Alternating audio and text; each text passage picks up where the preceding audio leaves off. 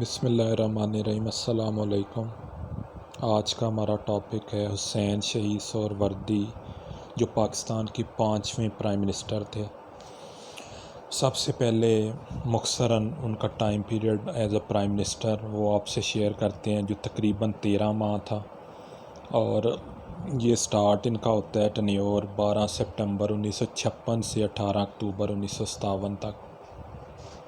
اب اس کے ساتھ ہم ان کے انٹروڈکشن پہ تھوڑی سی بات کر لیتے ہیں۔ حسین شہید سہروردی جو ہیں وہ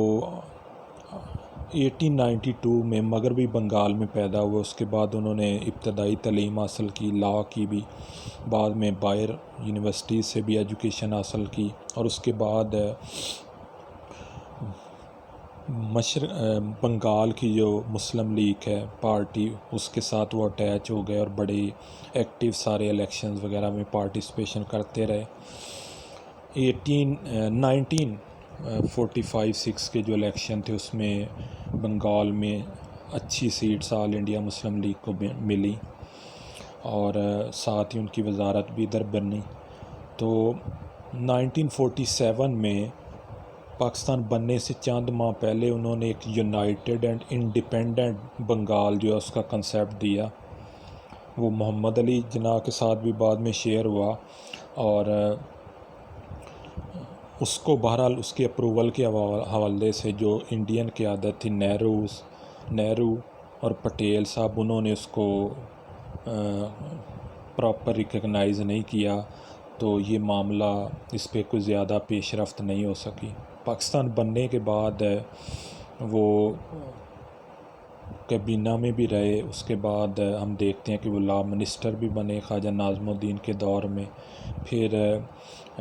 جب چودھری محمد علی صاحب تھے پاکستان کے چوتھے پرائم منسٹر، تو اس ڈیوریشن میں وہ اپوزیشن لیڈر رہے، تو اس حوالے سے انتظامی جو امور ہیں ان کا وسیع تجربہ ان کے پاس تھا۔ قانون دان بھی تھے، ایک منجے ہوئے سیاست دان بھی تھے، اور ایک زبردست وہ پارلیمنٹیرین بھی تھے۔ اور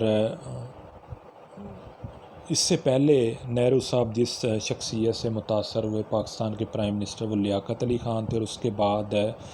وہ حسین شہید سہروردی صاحب کی جو شخصیت تھی اس سے متاثر رہے۔ انہوں نے اپنی وزارت عظمیٰ سنبھالنے کے بعد مہاجرین کی آباد کاری اور بحالی کے کام کو مناسب طریقے پر نمٹانے کے لیے وزارت بحالیات کا چارج خود سنبھال لیا، تاکہ جو بھی اس سے ریلیٹڈ معاملات ہیں ان کو زیادہ اچھے طریقے سے ہینڈل کیا جا سکے۔ اس کے ساتھ جو 1956 کے آئین میں ہم دیکھتے ہیں طرز انتخاب پہ خاموشی اختیار کی گئی، لیکن مسٹر سہروردی جو تھے وہ مخلوط انتخاب کے حق میں تھے،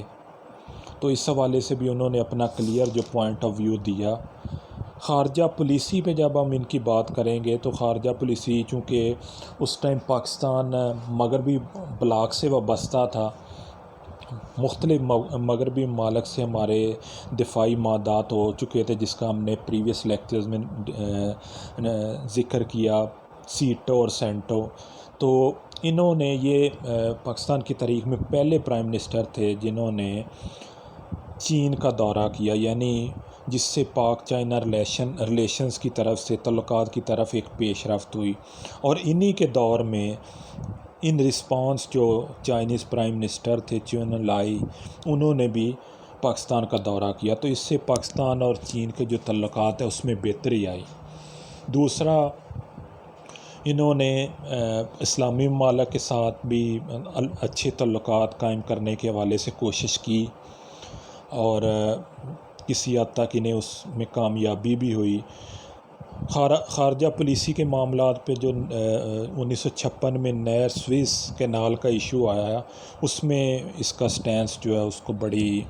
اپوزیشن کی طرف سے اور دوسرے جو پاکستان کی سیاسی پارٹی تھی بڑی تنقید کا سامنا کرنا پڑا۔ تو مختصراً یہ کہ انہوں نے اپنے ٹائم پیریڈ میں جو تقریباً 13 ماہ بنتا ہے، چونکہ ان سے توقعات بہت زیادہ تھی کہ یہ ایک انتظامی امور کا وسیع تجربہ رکھتے ہیں،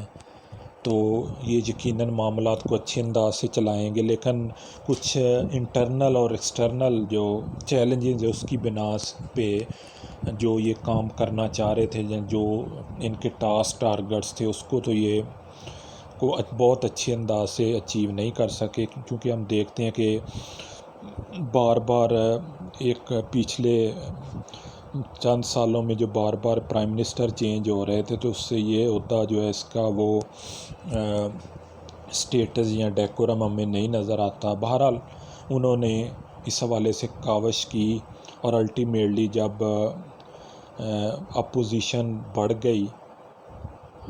ان کے معاملات جو ان کے امور تھے اس حوالے سے،